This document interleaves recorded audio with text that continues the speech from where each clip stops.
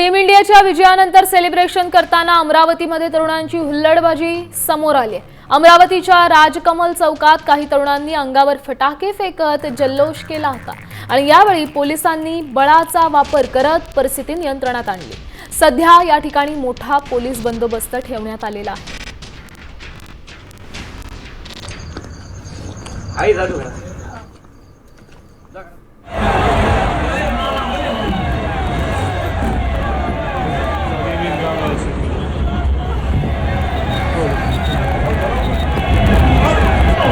נפילות אחי, נפילות של החיים בנבטים.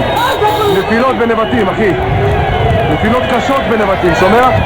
וואו וואו wow wow आपण पाहू शकतोय सेलिब्रेशन करताना काही तरुणांनी हुल्लडबाजी केल्याचं दिसतंय। ही सगळी दृश्य आहेत अमरावतीतली राजकमल चौकातली ही दृश्य आहेत। काही तरुणांनी अंगावर फटाके फेकत जल्लोष साजरा केला आणि यावेळी त्यांना आवरण्यासाठी पोलिसांना बळाचा वापर करावा लागला।